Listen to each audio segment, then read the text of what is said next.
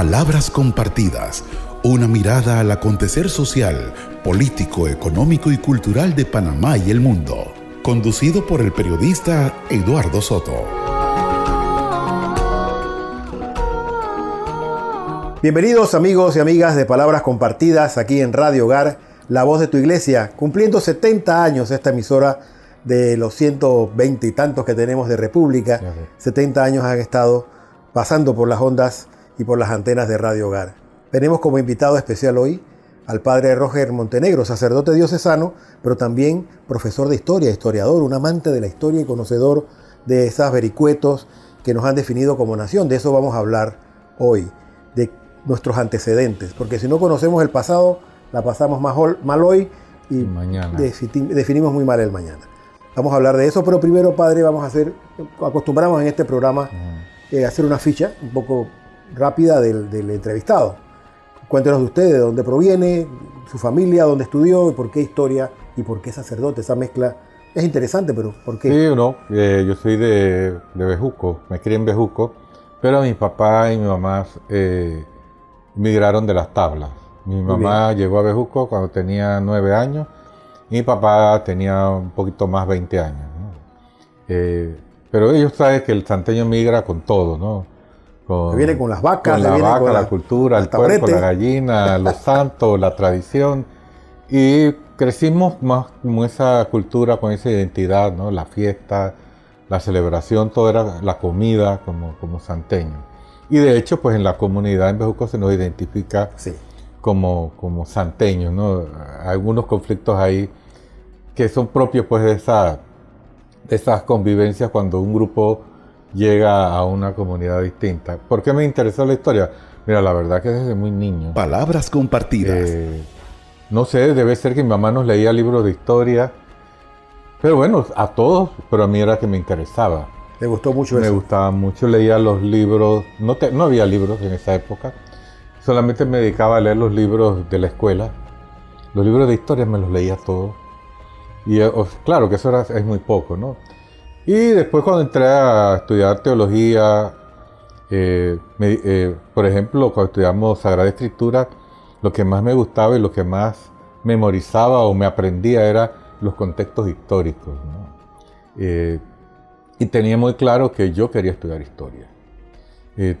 Además de su vocación sacerdotal, usted quería... yo quería estudiar historia. ¿Cómo no? Y terminé en el 91, me ordenó Magrat. Me mandó a Penonomé, allá no podía acceder a la escuela de historia, pero inmediatamente me trasladaron a Panamá, empecé a estudiar filosofía e historia en la Universidad de Panamá. Y la verdad que siempre con mucho entusiasmo, las tareas. Para mí un profesor que no daba muchas tareas, muchas cosas me decepcionaba, porque yo la verdad que quería aprender y... siempre he estado en eso, leyendo, buscando, estudiando. Bueno, y lo último que hice fue la maestría en Historia de Panamá. ¿Tiene una maestría? Ajá, sí, yo hice la maestría en Historia de Panamá. Y lo que hemos sido estudiantes suyos, porque tengo ese honor y esa gracia de haber sido estudiante suyo, sus tareas son a mano. Hay que hacer las tareas manuscritas. ¿Por qué? ¿Cuál es la técnica? Bueno, el tema es que, primero que sabemos que cuando la gente escribe, se graba un poco más. Tener más seguridad de que la persona no solamente tocó 2 teclas. Copy-paste. Ajá, pues, yo terminé de ser estudiante el año pasado, o sea que yo sé cómo es el asunto, ¿no? Y sé que una de las fórmulas, bueno, al menos si lo bajo de internet, al menos que lo lea cuando lo está escribiendo, ¿no? Sí. Pero por lo general, no sé, las técnicas es de análisis, de comparación, que se hace muy difícil encontrar... en la red respuesta. Okay. Y de hecho me doy cuenta rápidamente que con esto de la inteligencia artificial, que el tipo de preguntas hace muy difícil, por ahora, porque la inteligencia artificial está empezando, hace muy difícil dar respuestas muy personales. Esa respuesta, cuando uno hace preguntas de un tipo, las respuestas que no son muy personales, son muy genéricas, uno se da cuenta inmediatamente que es una máquina. Que es una máquina. Ajá. Ok. Ajá. Y ahora que es maestro o magíster, como dicen Magíster. los académicos, Ajá. en historia de Panamá, Palabras ¿qué compartidas. fue lo que más le llamó la atención o lo que se le marcó en fuego en su conciencia y en su memoria de la historia panameña? ¿Qué es lo que realmente dice, esto nos definió? Mira, con respecto a la historia de Panamá, hay Siga, dos cosas. Una, la primera es que esto es un conjunto de realidades, ¿no? Pero lo que más me llama a mí la atención es, por ejemplo, la presencia de la Iglesia Católica en Panamá y a través, sobre todo, de la famosa leyenda negra, no sé si se le puede llamar así por cuestiones de... Ahora hay, Sí. hay mucha sensibilidad. Se le sigue llamando así, en la que se hablaba de la iglesia, de los españoles de una forma, pero cuando uno empezaba a leer los libros, uno encontraba cosas que no eran coherentes, ¿no? Había, por ejemplo, uno se daba cuenta que había un interés rápidamente por la corona española de crear condiciones muy beneficiosas para los pueblos indígenas, ¿no? Entonces, por otro lado, si venimos pues, a los procesos independentistas, a mí lo que me llama la atención y que sigue siendo una problemática es que todas las independencias en América fueron movimientos que respondían a intereses de grupos muy reducidos. Okay. Ajá, y las independencias terminaron por ser beneficiosas para grupos muy pequeños. Y de hecho, si tú miras la historia de América Central, es exactamente lo mismo. Esos pequeños grupos hicieron las independencias y muchas veces a espaldas de los pueblos, ¿no? que no necesariamente querían que no querían. La otra cosa que me llama mucho la atención, porque te preguntaste las cosas que me llaman la atención, que cuando se habla de historia, cuando se mira hacia el pasado, se mira como que si todo era uniforme, ¿no? Nos independizamos en 1821, todos los panameños estaban de acuerdo. Y resulta que no era así, que no era tal, ¿no? Incluso dentro de la iglesia, ¿no? Y dentro de la iglesia ya había diferencias, sobre todo el alto clero, el bajo clero, los intereses también personales que tenían algunos de estos sacerdotes, obispos, ¿no? Entonces, Palabras compartidas. no fue ningún movimiento independentista y ninguna historia de América y de Panamá no es la excepción. No es, por decir así, el que se llegó a un consenso y de todo el mundo estaba de acuerdo y uno que otro estaba en desacuerdo. Uno se sorprende cuando uno va descubriendo en la lectura, porque yo pues no he estudiado, eso tengo que decirlo, yo no he ido a fuentes primarias, siempre he leído fuentes secundarias. Uno se da cuenta que fueron verdaderas guerras civiles, ¿no? Sí. Sobre todo en América del Sur. Bueno, pues, me llama la atención, por ejemplo, por qué Panamá entra tan tarde, ¿no?, en el proceso de independencia. En cruento.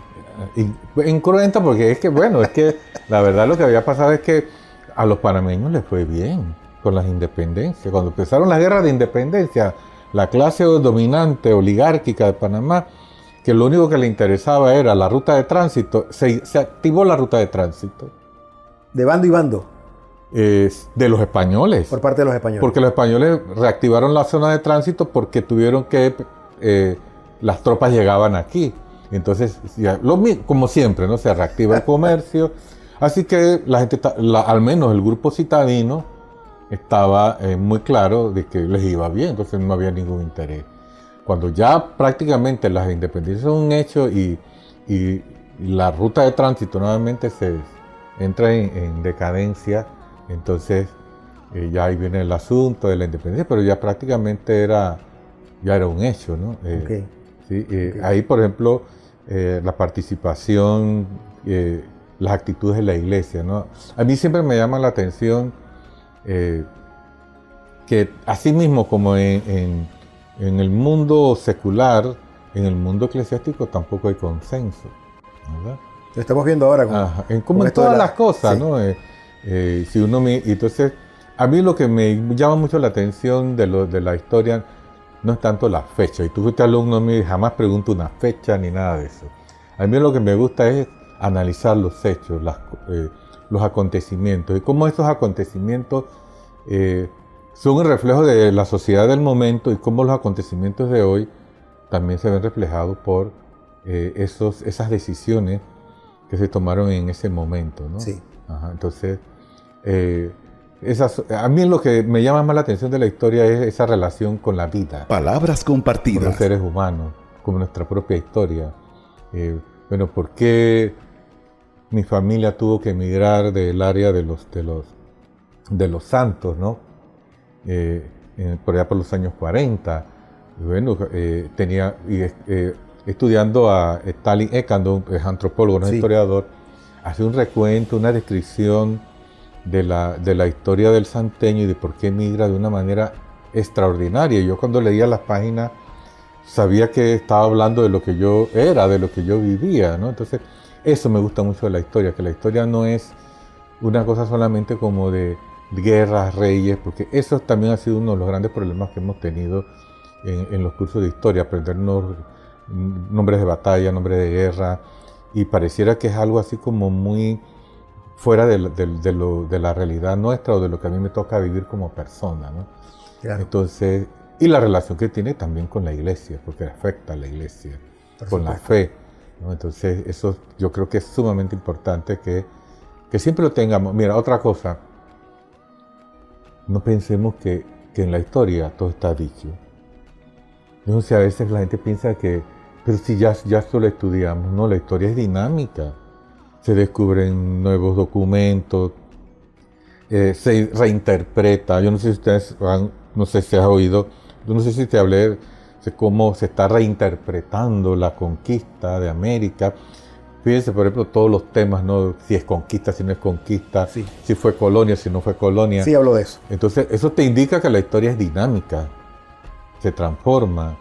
Y como historiador, uno puede tomar esto como si fuera dogma de fe. A mí me llama mucho la atención a veces gente que habla por la radio, por la televisión, y hablan como si los hechos, las cosas históricas fueran definitivos, y eso no es cierto.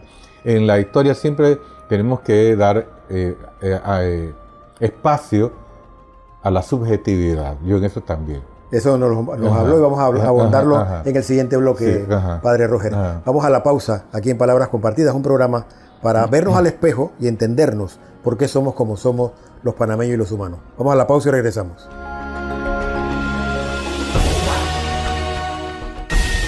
Palabras compartidas por Radio Hogar.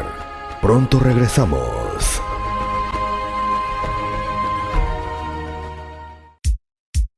Si no has devuelto tu alcancía de la campaña arquidiocesana, avisa a tu parroquia o llévala hoy mismo. Recibiste la alcancía como un buen cristiano para darle tu aporte a la iglesia, mi hermano. Devuélvela. Con ese aporte que tú realizas, tu iglesia actúa y evangeliza. Y recuerda, cristiano, iglesia eres tú.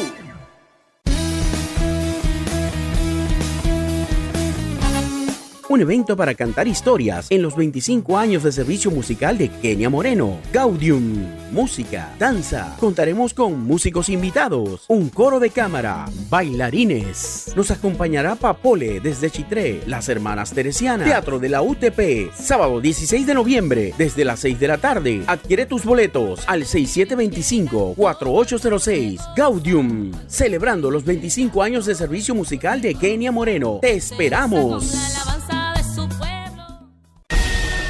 Palabras compartidas por Radio Hogar. Estamos de vuelta.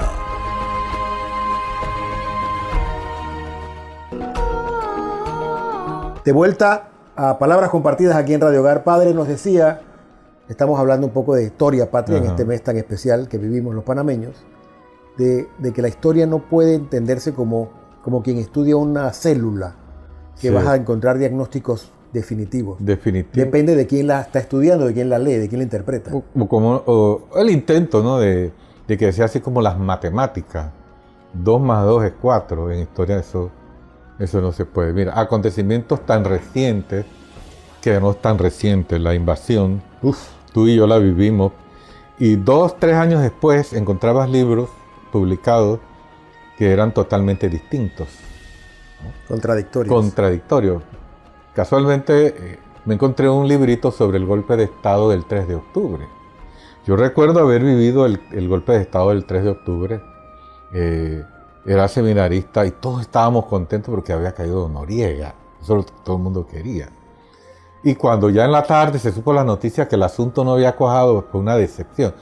Pero mira que me encuentro un libro, un historiador me regaló un montón de libros y me encontré un libro publicado 16 días después, totalmente en contra del golpe de Estado.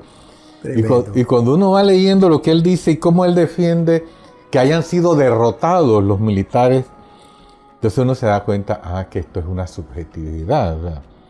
Es que todo lo que dice él es mentira porque estaba en contra del intento de golpe de Estado, ¿no? Muchas de las cosas que dice es verdad. O todo lo que dice en los que estaban en contra de Noriega es verdad y es mentira lo que estaban... Esa es la subjetividad, ¿no?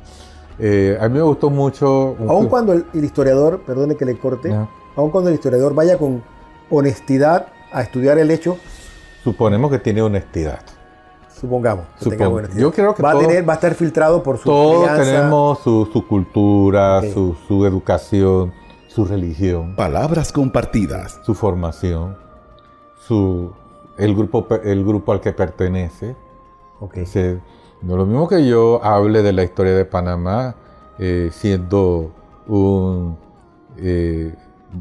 panameño de origen santeño a un citadino, a un colonense. De repente tiene la tendencia a ver las cosas de una manera distinta. Hay hechos que no cambian. Por ejemplo, la separación, aunque hoy, fíjate, hasta hoy hay historiadores que están diciendo eso. ¿Quién inventó eso de separación? Fue independencia de Colombia. Okay. Entonces, todo eso está por discutir y todo se puede discutir. Pero, por eso digo, en historia no se puede hablar de dogmas, ¿sí? Se presentan argumentos, se discute, se habla, y eso hace la historia que sea dinámica y que no sea pues una cuestión de solamente memorizar datos, ¿no? Por ejemplo, no podemos cambiar la fecha del 28 de noviembre de 1821 o la del 3 de noviembre de 1803, pero fíjate tú dices, es que la independencia fue el 4, porque el acta de independencia se firmó el 4, el 3 de noviembre la gente se fue a dormir para esperar el día siguiente. Pero bueno, ya no vamos a cambiar eso el 3 de noviembre, ¿no? Claro. Entonces, ese es el asunto. Y eso yo creo que es parte de las ciencias sociales. Uno de los grandes problemas de las ciencias sociales es que no son exactas. Y por eso son complicadas. Fíjate, pues sin embargo, en el campo de la ciencia dice que son las ciencias blandas. Sí. Yo recuerdo que estaba en un curso de bioética y había unos médicos allí y decían, ustedes están equivocados, las ciencias duras son las de ustedes, porque nosotros sabemos las cosas más concretas. Vean, puntos de vista. Claro, porque qué tan difícil o qué difícil es el ser humano que tiene tantas puertas y salidas y ventanas. Y ventanas, interpreta, mira, sí, ve. Y eso hay que comprenderlo. Tú tienes que comprender que tú la historia la vas a ver un poco desde tu subjetividad, ¿no? Yo, fíjate que discutía mucho con un profesor en la maestría de historia de Panamá, porque él insistía que la historia tiene que ser objetiva. Y él decía, no puede ser objetiva. Debe tener un grado de objetividad. ¿No? Pero yo insistí en todo el curso y en todos los cursos que la historia no puede ser objetiva como lo son las matemáticas. Palabras compartidas. Okay. Algo que han mencionado respecto al Panamá de 1821 Ajá. es que la iglesia sobornó a los españoles para que saliera de aquí. Que fue un soborno más que un triunfo militar en nuestra independencia. Mira, bueno, eso yo creo que está bastante, ¿cómo se dice? Hay bastantes evidencias. De hecho, se pagó sobornos para que las pocas tropas que estaban se fueran a Cuba. Pero es que además de eso, España no les pagaba. No recibía salario. No recibía salario. Esa gente tenía meses que no recibía salario. Así que cuando le dijeron, mira, les vamos a pagar, nadie quiere arriesgar la vida si no se está pagando. Entonces, ahí se recogió el dinero, ahí la iglesia participó, dio dinero, el obispo, creo que era apellido Durán, murió en Chepo, Sí. y ahí por ahí está el ¿cómo se dice? El acta. Cuando se hace el recuento de los objetos que tenía el hombre. Eso sí, como una especie de testamento. Y eran muy poquitas cosas, ¿no? Entonces, algunos aducen, bueno, que todo se quedó el Estado, o la República, o el Estado, porque la República nació después, con esas cosas. Pero eso fue en muchos lugares y siempre se ha sabido que eso es así, ¿no? En eso sí yo estoy consciente de que en todos estos movimientos, en todas estas guerras, siempre habrá una parte de soborno, ¿no? Sí. Ajá. Y si te vas hasta la historia de Roma, cuando quería conquistar España, había un líder que, no sé si creo que se llamaba Viriato, que era muy difícil. Y ellos le ofrecieron dinero a 2 amigos de Viriato para que lo mataran. Y ellos aceptaron y mataron a Viriato durmiendo, porque se acostaron al lado de él ahí. Ajá, y cuando fueron a cobrar a los romanos dice que dijeron, Roma no paga traidores. Así que eso es de esa época. Así que yo no veo cuál es el problema. Siempre habrá intereses económicos. ¿La historia la mueve la violencia? Los cambios históricos tiene que haber esa es la idea marxista de la historia. Pero yo no sé si es que... Yo diría que hay elementos interés, hay siempre muchos intereses, ¿no? Pretender que los próceres no tenían intereses. Palabras compartidas. No tenían intereses, todo el mundo tiene intereses. Y eso no hace, eso es bien importante, eso no hace que la causa esté contaminada. En el fondo siempre tú te metes en una lucha porque tienes ese romanticismo de la libertad por sí sola, ¿no? Porque queremos ser panameños, que ni siquiera se sabía bien qué era. Eso no es cierto, ¿no? Siempre detrás de todo eso hay interés económico. Sabemos, por ejemplo, una de las causas de las independencias fueron las reformas borbónicas. Los borbones eran mucho más exhaustivos en recoger impuestos, pagar impuestos. Y ahí empezó un poco el asunto. Entonces, si venimos a la historia de 1903, por ejemplo, ahí está sobre los sobornos, que hace una discusión ahí bastante álgida. Sí. Los millones, ¿no? Sí, están los millones, pero sobre todo los sobornos que se le pagaron a la Junta, a los que participaron en la gesta, ¿no? Uno de los que defiende esa tesis es el profesor Olmedo Beluche de la Universidad de Panamá, sí. Y uno lee y lo tiene muy bien sustentado. Entonces, pero yo diría que si vamos a pensar de que en todas las cosas no puede haber intereses, siempre vamos a estar decepcionados, ¿no? Porque la gente en el fondo siempre tiene algún interés, ¿no? Claro. Puede ser hasta de que me honren, ¿no? Eso si tú lees a San Agustín, ¿no? Cuando el discurso de los pastores, cuando habla que el pastor no solamente es para entregarse a la oveja, que también necesita la lana, la leche y la carne. Así que yo creo que en todas las cosas siempre tiene que haber algo de motivación o de interés personal, económico, grupal. ¿Había posibilidades reales de que el Panamá de 1821 estuviera cohesionado para una gesta independentista? Porque entendemos que España había hecho algo muy genial, que era separar las castas. No era mismo el español que el pardo, que el negro, y había otras mezclas de razas allí, y se garantizó que estuviesen divididos. Eso es real. Mira, palabras compartidas. Yo creo que las independencias se dieron con esas divisiones. A mí yo creo, y bueno, hay un historiador argentino, se me olvida el nombre, que yo leí pues la historia de él de América. Son tres historiadores, que uno se da cuenta que los procesos de independencia fueron realmente procesos que no tenían ningún interés de cambiar la estructura. No tenían ningún interés. Es más, la estructura de dominación siguió siendo la misma. Y hasta peor a veces. Y sigue siendo, fue peor. Por eso se sabe, y hoy muchos están rescatando, que por ejemplo los pueblos indígenas en muchos lugares estaban en contra de las independencias.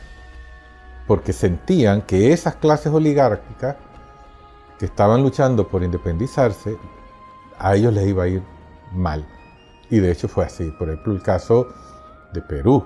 Y están las estadísticas, ¿no? Las poblaciones indígenas, por eso también uno mira, ¿no? La población indígena en México, ¿cuántos eran?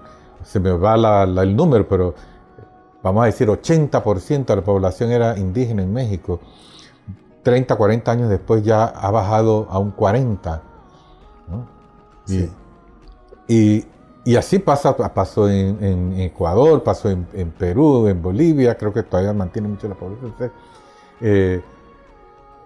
Las independencias se dan no por divisiones de clases, sino por intereses, yo estoy totalmente convencido, intereses de los ingleses.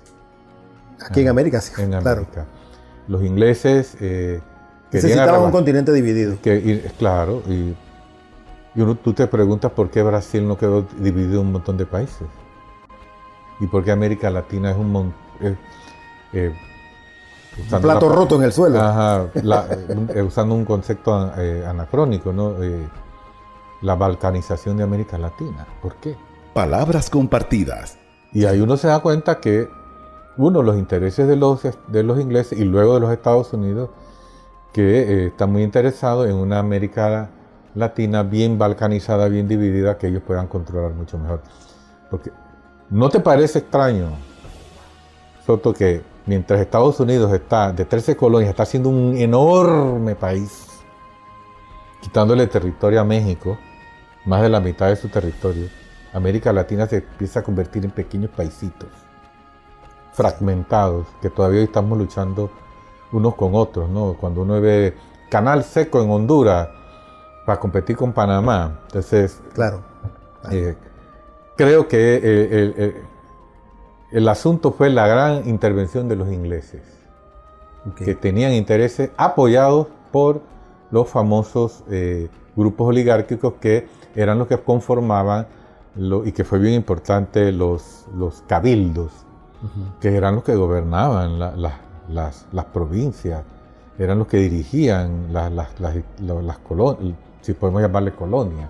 Ellos fueron los que hicieron esas independencias. Ajá. Vamos a hacer la segunda pausa, Ajá. aquí en Palabras Compartidas por Radio Hogar en este mes de noviembre, tan importante para los panameños, y es bueno refrescar, sobre todo saber cómo fuimos para poder comprender cómo somos.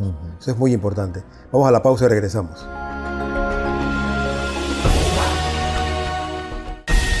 Palabras compartidas por Radio Hogar. Pronto regresamos.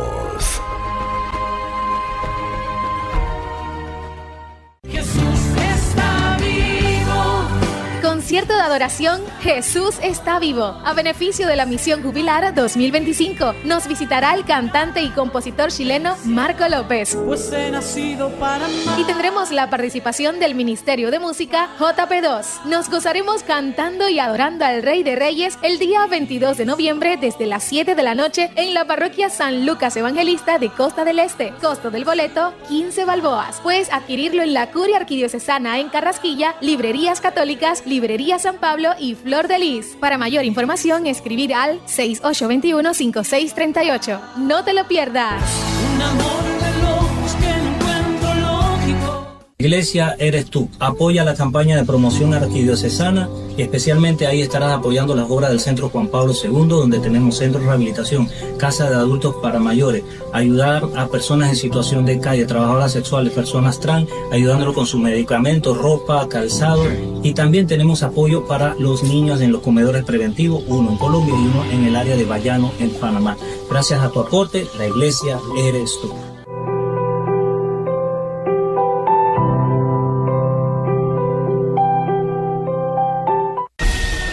Palabras compartidas por Radio Hogar.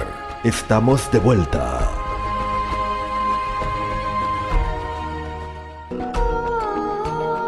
Vamos a la parte final de su programa Palabras Compartidas aquí en Radio Hogar. Padre, dos elementos finales. Uno, ¿qué tanto en Panamá realmente impactó la revolución negra de los haitianos? ¿Qué tanto eso hizo que los blancos y con todas sus graduaciones de blancos que había, se asustaran y procuraran controlar las cosas aquí para que no pasara algo igual. Y dos, el concepto de nación, que tanto nos hemos convertido o no en una nación los panameños, ¿no? Sí, bueno, en eso pues me refiero al estudio de Patricia Pisurno, que tiene una conferencia muy interesante sobre Panamá en el Gran Caribe, miedo, revolución, y es precisamente la revolución haitiana, ¿no? Los haitianos se dieron cuenta que ellos eran más. Ellos eran más, que los negros eran más que los blancos. Pero además se dio el vacío de poder por la Revolución Francesa en Francia, entonces se dio esta revolución. Pero lo importante fue que se dieron cuenta. Tomaron conciencia. Tomaron conciencia del número. Y eso creó miedo, de acuerdo a lo que le dice Patricia Pisurno, y lo recalco con un investigador que acaba de decir que el pecado de Haití no es el vudú. El pecado de Haití fue haberse rebelado. Y que ni los Estados Unidos ni los ingleses les han perdonado que ellos se rebelaran. Entonces eso, como quien dice, cuando tú ves la barda de tu vecino arder, pon la tuya en remojo, ¿no? Entonces eso es una de las causas por las cuales la independencia en Panamá se atrasa, ¿no? De lo acuerdo a lo que dice Patricia Pisurno, porque... Ganadora del Miró en este último. Sí, porque ellos sabían de que dentro de lo que era los de adentro, que hoy le llamamos los rabiblancos, ¿no? Que ya no viven allá, viven en otro lado, eran 700, y los de afuera eran 8,000. O sea, el número... Palabras compartidas. Era enorme la diferencia. Entonces, esas diferencias hacen de que hubiese cierto temor, ¿no? ¿Qué va a pasar? Y cuando tú, por ejemplo, lees lo que pasó después del 28 de noviembre, ¿qué vamos a hacer? Podemos mantener la independencia, vendrán los españoles a reconquistar. Hay un caso interesante así como en Panamá siempre ha habido esas bolas, ¿no? De que había llegado un contingente, se me olvidó el nombre, y la gente se puso temerosa, porque pensaba que los españoles habían regresado a conquistar. Pero mira, a lo que voy es que muchas de estas divisiones no se han superado. Entonces podemos quejarnos por qué los españoles lo hacían, pero nosotros hoy la seguimos haciendo. 203 años después, 203 estamos años tan divididos después, como en 1821. Seguimos haciendo lo mismo. La pobreza tiene un color, tiene una geografía, tiene apellidos. Entonces, yo creo que no es tanto quejarnos de lo que hizo España, sino de, bueno, vamos a ver qué es lo que está pasando y por qué no hemos sido capaces de, en más de 200 años que se terminó eso, no hemos sido capaces de romper los esquemas. ¿Por qué siguen siendo iguales? Y todavía tenemos sed de caudillos, ¿no? Necesitamos una cabeza. Los caudillos son, bueno, yo creo que el caudillismo viene un poco de la cultura española, ¿no? Usted sabe que el Cid, los grandes conquistadores para en las guerras de reconquista. Pero yo creo también que los caudillos indican que el sistema como tal no funciona. Entonces, como no funcionan las normas, las leyes, entonces estamos esperando que venga un Mesías. Cuando las leyes, cuando la estructura, cuando el Estado como tal no funciona, entonces necesita un caudillo. De hecho, a mí me llamó mucho la atención en las últimas palabras compartidas, debates. Yo escuché dos y decía, pareciera que todo el mundo quería ser un Bukelito. Yo sé, sí. Todo el mundo se presentaba y como que Bukele en cierta manera es eso, ¿no?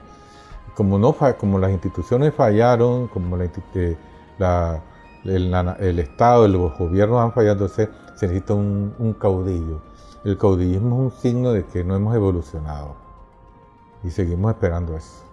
Ok. Ajá. Y hay finalmente quienes dicen que Panamá difícilmente puede llegar a definirse como una nación, que hay pocos actos que nos definen como tal, y tal vez el único sería el 9 de enero de 1964. Bueno, mira, esto se ha discutido mucho y cuando allá el presidente de Colombia dijo algo de eso, salió un montón de gente diciendo un montón de cosas. Eso es un tema más bien filosófico, ¿no? Bien. Y es interesante, Soto, que la filosofía panameña, si hay un tema que le ha interesado, es eso sobre la identidad, si existe el ser panameño.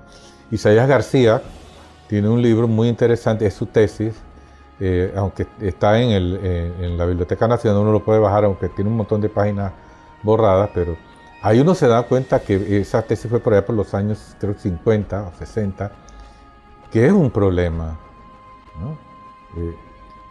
Que no hay cierta claridad, ¿no? en que si eso existe, ¿no? Y si se está haciendo. Aunque, por ejemplo, creo que hay algunos que toman mucho las ideas marxistas, y entonces al tomar el análisis marxista se supone que para que haya una nación tiene que haber ciertos procesos. A mí me gustó mucho escuchar a Neil Castro, creo que es Neil Castro, que decía que Panamá es un país joven. Y ¿Eso es bueno o malo? Se decía que porque es un país joven, porque Panamá empezó a existir como totalmente soberano en 1999. Y el auténtico movimiento de independencia de Panamá empezó el 9 de enero de 1964. A mí me parece una tesis muy interesante y la comparto, desde mi subjetividad. Okay. Ajá. De que solo entonces empezamos a trabajar en esto. A trabajar. Porque ha habido muchas construcciones muy ficticias, ¿no? Palabras compartidas.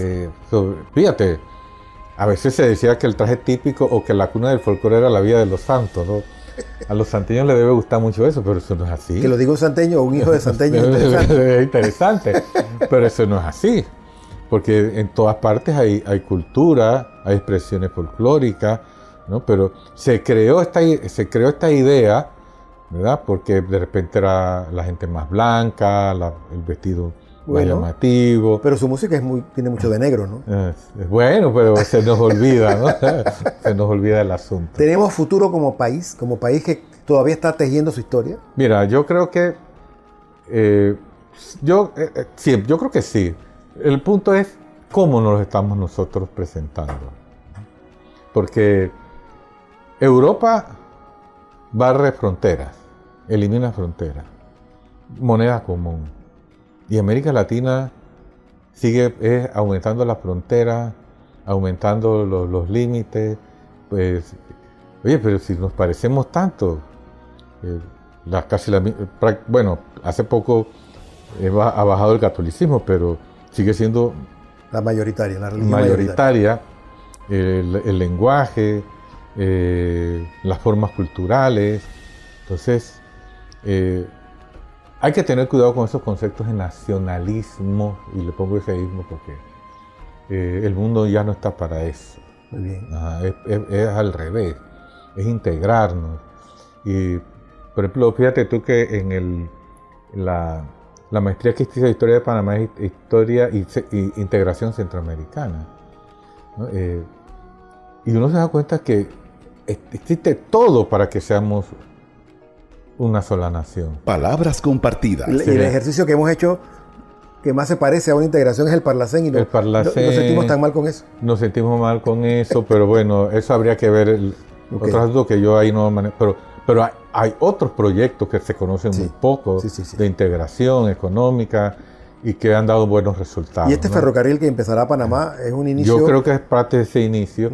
Pero ahí surgen ¿quién es el que está detrás de eso? Si son los chinos. Dicen que son los chinos. Ajá. Bueno, quieren llevar el tren hasta México. Pero bueno. Hasta la frontera con Estados Unidos. ¿Quién nos separó, pues? Hagámonos la pregunta. ¿Por qué la Gran Colombia, como se le llamó los historiadores, por qué no fuimos un solo país? Era una potencia. Pero, claro que ha sido una potencia. Petróleo, canal, oro. Pero bueno, divide y vencerás, dijo Julio César. Claro. Padre, en la radio el tiempo es muy enemigo. Es terrible. Con usted siempre es un gusto conversar y sabemos que tendremos otras oportunidades. Estoy seguro que vendrán otras oportunidades por lo que va Panamá a vivir con los siguientes debates que va a ser seguro social, la mina y todo lo que queremos construir como país. Tenemos que sentarnos a ver el pasado. Y la historia está para eso, ¿no? Muchas gracias por su tiempo. Sabemos que como cura y como historiador, sus horas no es que sobran, ¿no? Y ha tenido la venia de venir aquí. No, sí, gracias por invitarme. Eso me ayuda un poco a plantear un poco mis ideas, que no son propias, pero que sí yo las asumo, ¿no? Muy bien, muy bien. Gracias. Este ha sido el programa Palabras Compartidas del mes de noviembre, iniciando el mes de noviembre con la esperanza de poder identificarnos, saber cómo somos y cómo queremos ser. Nos escuchamos y vemos la próxima semana. Muchas gracias.